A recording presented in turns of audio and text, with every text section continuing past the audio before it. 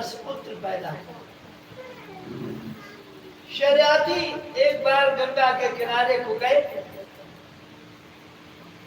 वहां एक बगीचे में ठहरे, स्नान की। उनकी पुत्री का नाम है सुकन्या।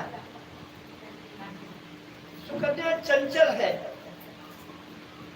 कन्याएं चंचल होती है ना। और एक मिट्टी का ढेर उसे दिखाई पड़ा, मिट्टी का ढेर आश्रम में। तो उसमें छोटा सा बिल है, तो छोटे के बिल में वो कन्या देखने लगी, इसके अंदर क्या है। उसके अंदर च्यवन ऋषि बैठे हुए थे, उनकी आंखें दिखाई दे रही थी, वो तपस्या कर रहे। कन्या ने क्या किया कि एक कांटा लिया, कांटा और उसमें डाल दिया उनकी आंखें,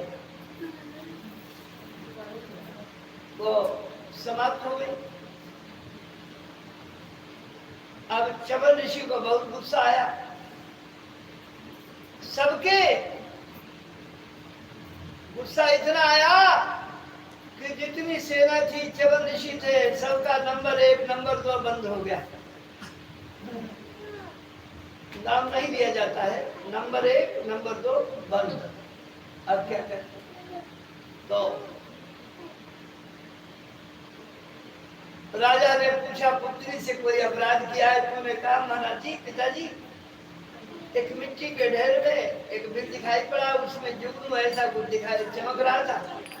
मैंने अरे कहा पुत्री, वो मुनिवर च्यवन ऋषि क्षमा मांगो।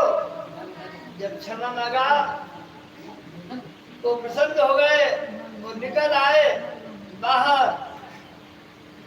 महाराज ने प्रसन्न होकर उन बूढ़े महात्मा जी को अपनी पुत्री दान कर दी, प्रसन्नता के लिए। तुम खुश हो जाओ, मैं कन्या तुम्हें दान कर। अब कन्यादान हो गया, राजा तो चले गए। कन्या देख रही है कि मैं तो युवा हूँ और ये पति देवता हमारे ये तो बहुत बूढ़े व्रत है, अब क्या होगा। तो च्यवन ऋषि ने उसी समय ध्यान किया वैद्यों का।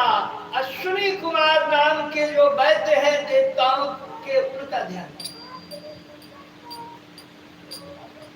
और एक च्यवनप्राश भी बनाया। च्यवनप्राश आप लोग जानते हैं, च्यवनप्राश बनाया, वैद्यों को दिया। वैद्यों ने उनको उनका बुढ़ापा गायब कर दिया और सुंदर 25 वर्ष का बालक बना दिया। बड़े सुंदर बालक बन गए, युवा बन गए। युवा बन गए तो एक बार उनके पिताजी, सुकन्या नाम है पुत्री का, सुकन्या को देखने को आए कि देखे एक बूढ़े महात्मा के साथ में पुत्री कैसे रह रही है। अब पुत्री को एक युवक के पास में बैठे हुए देखा। आश्रम में सरोवर है, एक बहुत बड़ा, सरोवर के किनारे तो पुत्री भी बैठी है और एक युवा बालक भी बैठा हुआ जवान। शर्याती जी को बड़ी गुस्सा आई कि लगता है तूने बूढ़े महात्मा जी को तो भगा दिया और लगता है किसी और से विवाह कर दिया। तो कन्या बोली नहीं पिताजी, ये हमारे पति हैं।